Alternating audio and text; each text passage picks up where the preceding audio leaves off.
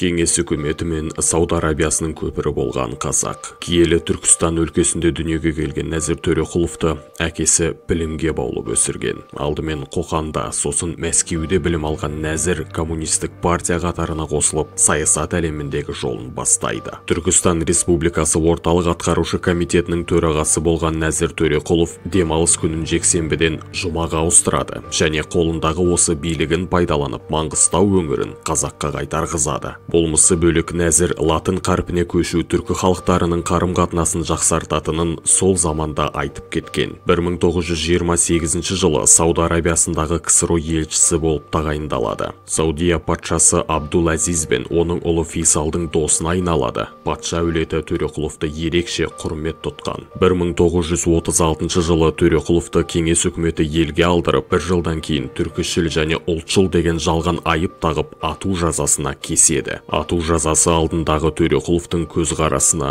мән беріңіз.